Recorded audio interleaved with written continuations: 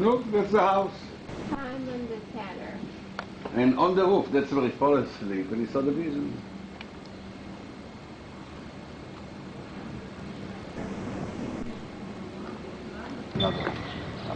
Brides everywhere. St. Peter's Church. We're in Joppa. Named by or started by Japheth, the son of Noah, after the flood. That by the lighthouse there was where St. Peter stayed, above Simon the Tanner on the roof. Also, this is an area where Solomon had the 11 people shipped and then to Jerusalem. And also, Jonah took off on his ship from here.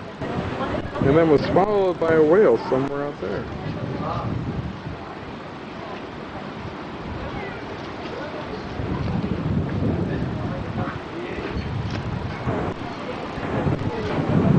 This is just south of Tel Aviv.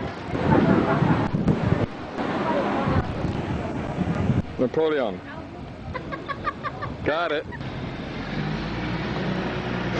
I'm telling you, the Russia idea is a bad thing.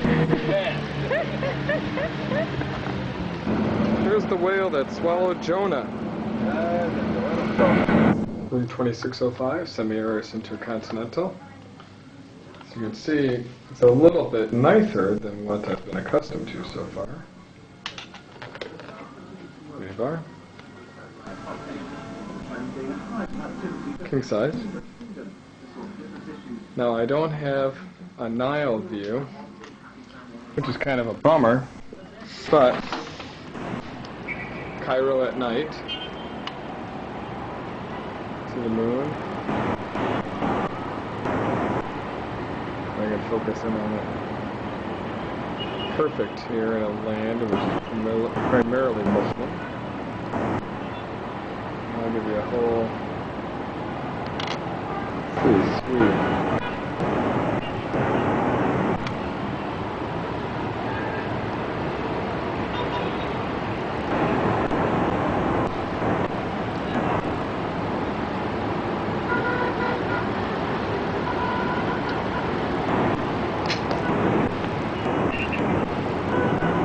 Actually, I do got a little bit of a Nile. Nope, that's not the Nile. There's the good old US of A embassy.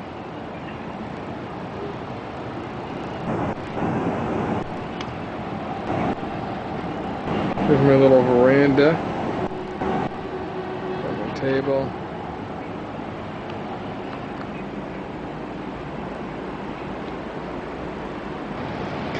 Cairo morning from my balcony. When you saw light. Oh! But a clear day. Probably, this probably is a clear day. This is what the other side looks like. Sorry, I'm in a bunch of planes. On the way to Saqqara, the Acropolis of Memphis. The Egyptian water wheel just goes round and round and round and gets water. Okay, this is the tomb of Merook. He was a holy man during the Old Kingdom. And that is TT's tomb, which I'm going to have to go into. I just got the camera back because I realized I was missing out. And this is here, hippopotamus eating crocodile. Here. You can see here in the tomb, animal scene. This is everyday life. Now, these tombs used to be, from ceiling and all the way around. You can see this room. Here's Baruch. Look at the colors.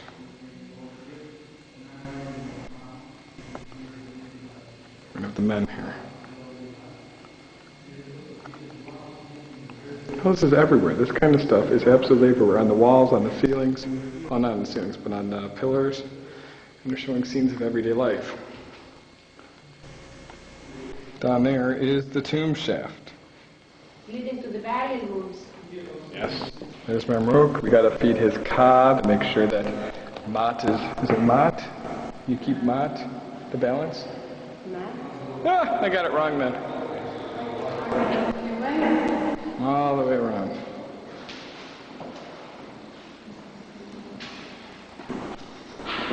Working with the animals. There's my rook. Notice how his wife's there. The wife is always much smaller because it's the man's world here. Trying to domesticate a hyena here. And when they couldn't, they let it go.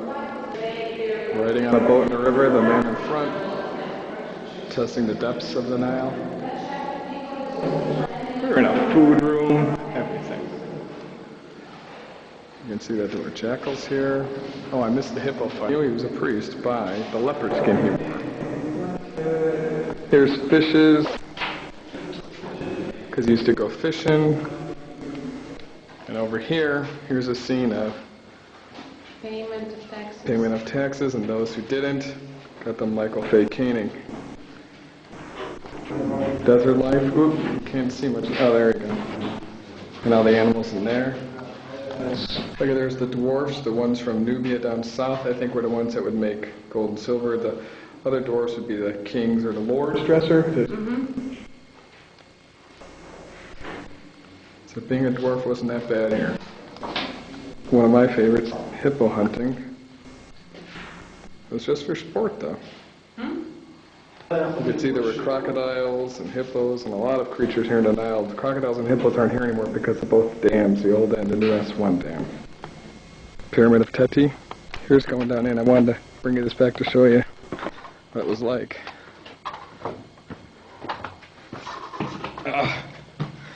Can't see, but here I am.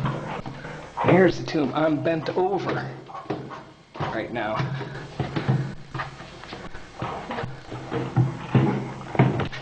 See, here I am. And you can see it's tiny.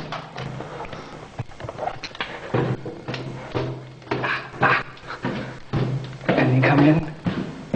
Oh, no, not there yet.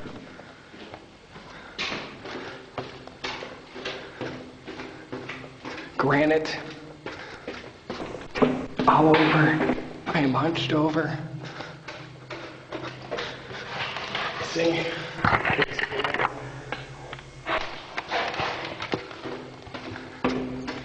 In here. Look at this whole wall. Hieroglyphics of Teti. And that, right there, is his cartouche, meaning his signature or his name. Now this whole wall. Hieroglyphics. The ceiling, withstanding the weight of the small pyramid you saw. The sides of these entrance, hieroglyphics, stars. In his sarcophagus. Hieroglyphics. There's his tomb. Black granite. And you can see the writing. There's his cartouche again. All along the inside.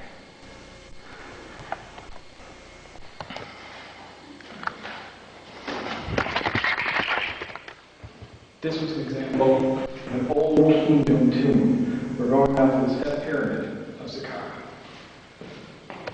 Let's go back up.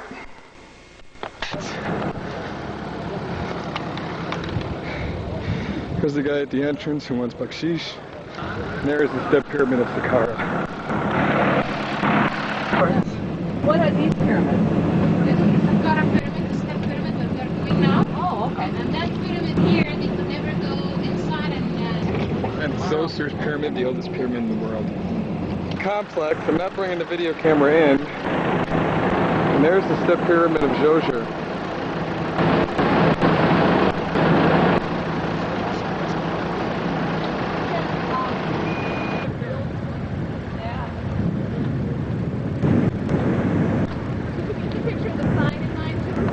oh no, I didn't. The ancient technique, they could not be longer than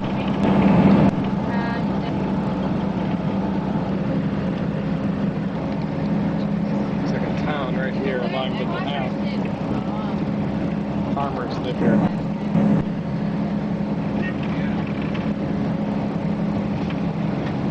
polished villages.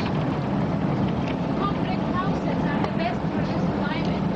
Because it gives the You can see Cairo through the trees.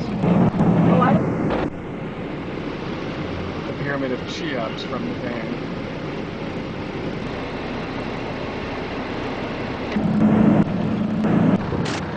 There they are. The Great Pyramids of Giza. Cheops, or Khufu and Khafre's pyramid. Now there, look carefully. The pyramids used to be covered right there, very smooth, polished limestone. But all that limestone got like taken away to build other things, or people just grabbing it. Cairo's in the background. There's the desert. And there are the camels and souvenir hogs. And there's our van. There's Passan.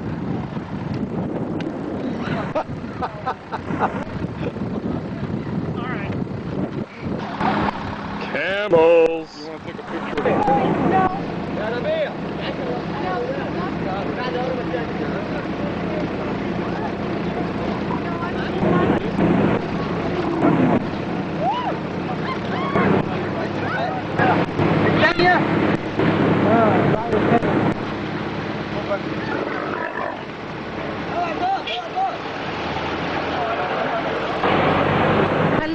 خليه يبعد يا مجدي قدام الكاميرا عشان اعرف اصور.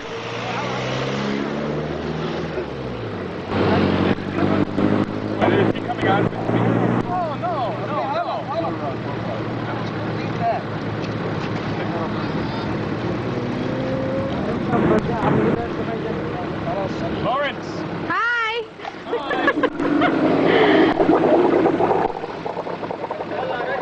How about we just give me walking a little bit, then we can stop. Okay.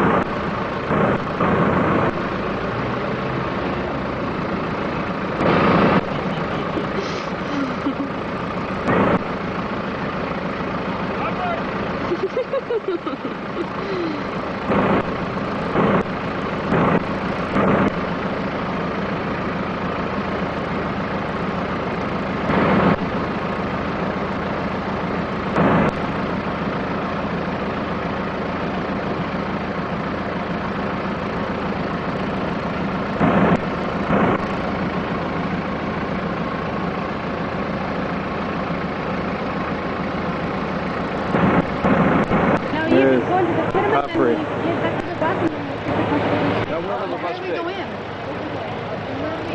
Oh, okay. When we go in there.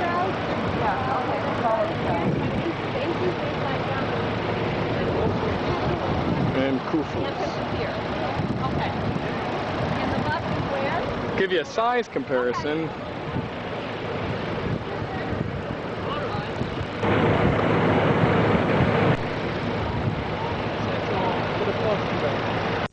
Yeah, we're going into the Sphinx complex. You can see there's the Sphinx. Tickle, tickle, tickle, tickle, tickle, tickle.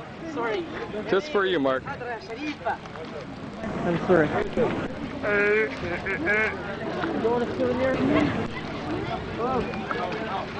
23 statues of Khafre were found here. Yeah. This is where the mummification took place, the ceremony of the open mouth, where they'd stuff it with seeds, and they had all these little statues sprinkle water to bring back the king's senses. This was a covered walkway all the way to the pyramid from the valley, the funerary temple, to here, the valley of the block. This isn't really called the Sphinx. What did the Egyptians call it again?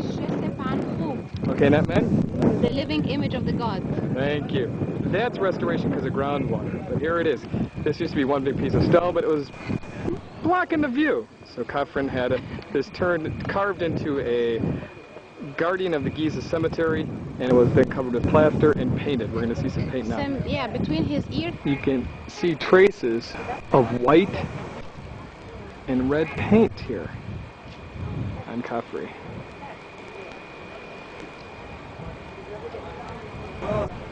So this wasn't just some bland sandstone or type of area. This thing was all painted. The pyramids were sheathed in limestone and shiny.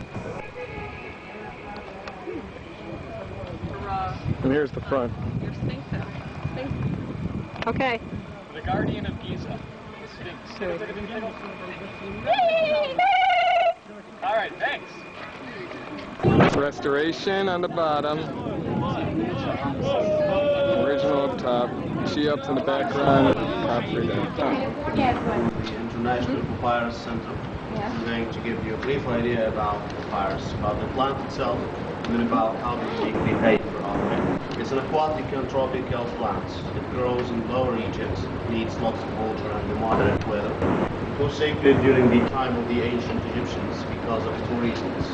Because of its flower, which looks like the sun rays, and the sun rays were the symbol of the god Amun-Ra, the great god of the sun. And because of its stem, which has the shape of a small pyramid. And the pyramid was the symbol of eternity for the ancient Egyptians. Now, how do we make the paper itself out of this plant?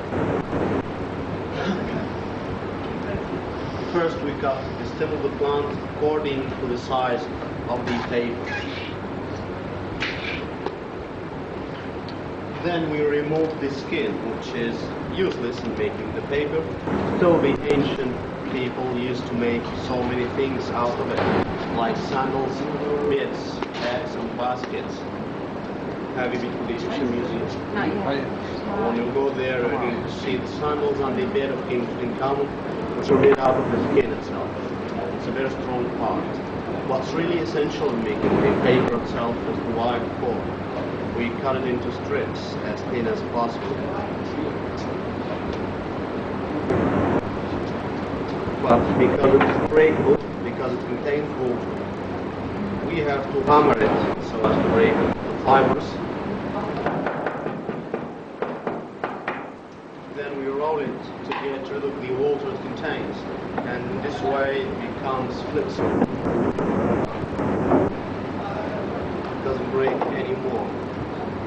So we have a problem with it. It contains sugar, about 20%. We have to reduce this to 10% only because it's a matter of quality. So we just soak it in plain water for 6 days, changing the water every day until the drip becomes a little bit brown and sticky, like any of these strips. And now it's ready to make the paper. So the next step, we prepare the sticky ones. Boats were made out of papyrus sometimes also. And 2 sheets of cotton, like these two, according to the size of the paper. Then we arrange the strips between them into 2 layers. We horizontal one till the end of the sheet. Then a vertical one on the top of it without interweaving them. Just 2 layers.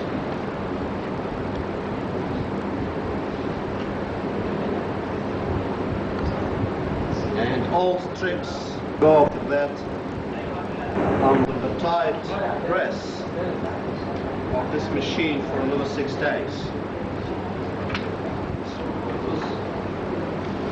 After 6 days under this press, we will get an original sheet of papyrus, like this one here.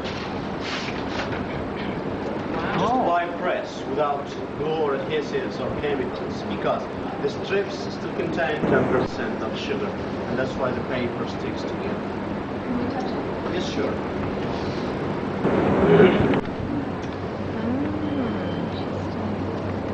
Touch me. That's amazing. Isn't that amazing? Wow. It's strong enough. It's very flexible. They also made boats out of the papyrus, did they not? Excuse me. Did they boats? Boats out of the skin. Yeah, okay. In ancient times, they used to make boats. Against starlight, you can easily notice the strips. They are individual because this is a genuine sheet. The false one is just all in same, or it has very wide streets. After that, we give it to the artist who paints it in hand. These paintings from original inscriptions on the walls of the tombs and the temple. And right now I'm going to explain to you some of the most famous paintings here. If you don't mind, come please this way. Okay, now I believe.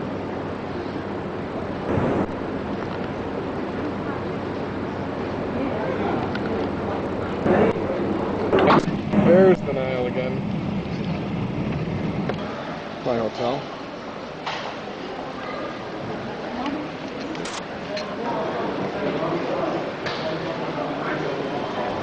Here we are in Cairo. There's the Nile. Right over there is the sale of a hookah. There it is.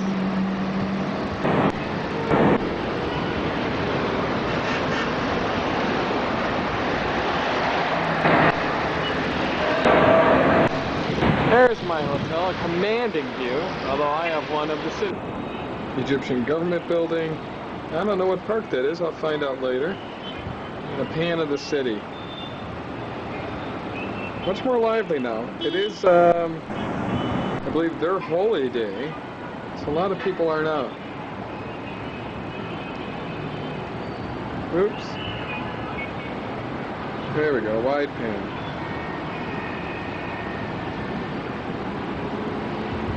Cairo at night. You counted those? Well, I'm wondering if, because I'm trying to remember when we saw from the other side, the pyramid that was the farthest to our left. Just people hanging out. Remember? Museum, they walk into the streets. His wife, daughter, and possibly his Probably sister knocked or off second 4 or 5 people so far. And should have had about 70 smaller accidents. pyramids there. Past the Pizza Hut, Baskin Robbins, KFC, Mobile Mart, Disco blow up. Now, there was Cheops, and then Can you see this van here? They're like all over, but they're packed. The taxis. Morning, Cairo again. We got, what day is this? Saturday. See the traffic's moving around just nicely. Something I failed to neglect, or I neglected, was pointing out in the skyline. Look over here. See those spires? That is a mosque, a Muslim holy place of worship. And those spires are called minarets. You're going to see them when I'm in Istanbul also. The call to prayer comes out there. Not only the call to prayer, but the readings of the Quran. More than 5 times a day, it seems.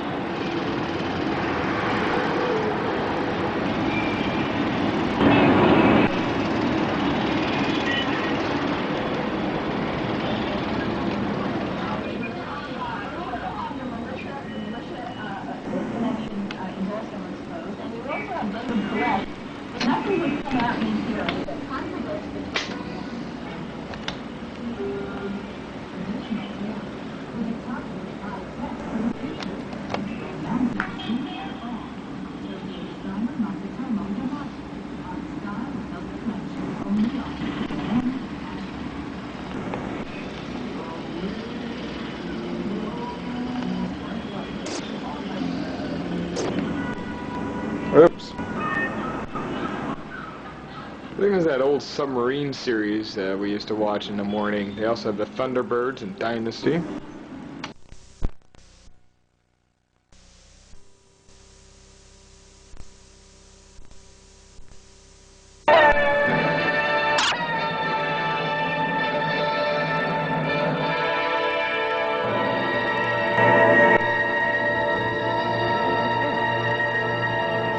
To the most fabulous and celebrated place in the world. Here on the plateau of Gizeh stands forever the mightiest of human achievements. No traveler, emperor, merchant or poet has trodden on these sands and not gasped in awe. The curtain of night is about to rise, and disclose the stage on which the drama of a civilization took place. Those involved have been present since the dawn of history, pitched stubbornly against sand and wind. And the voice of the desert has crossed the centuries.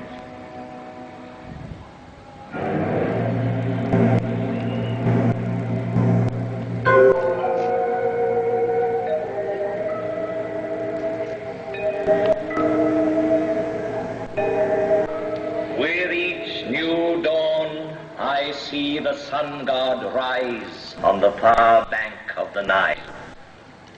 His first ray is for my face, which is turned towards him.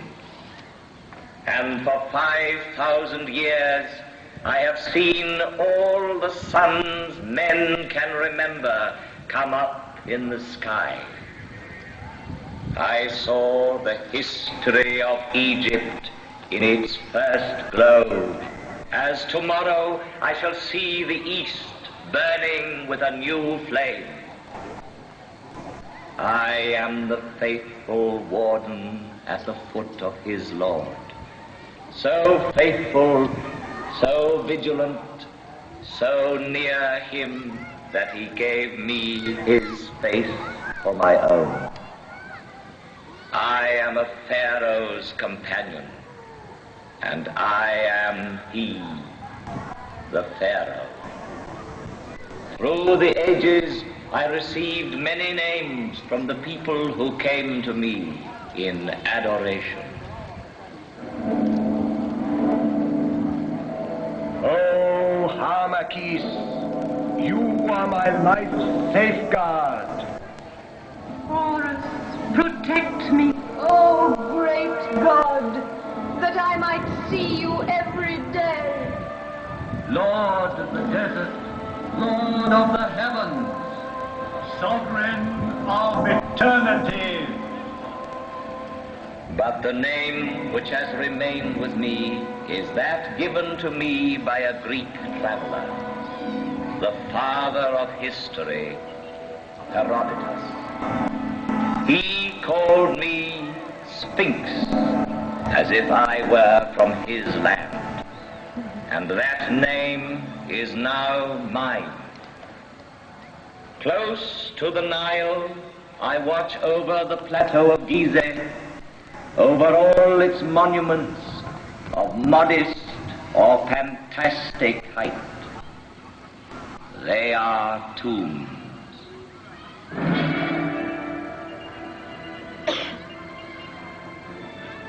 Civilizations are like islands on the ocean of barbarism. Over this one, the Sphinx has gazed and watched for 5,000 years. At the foot of such mountains of stone, everything becomes minute and insignificant. Man is an insect. And yet, it was men who built these massive monuments. And the names of pharaohs whose tombs they are have crossed the ages. Their glory has defeated time.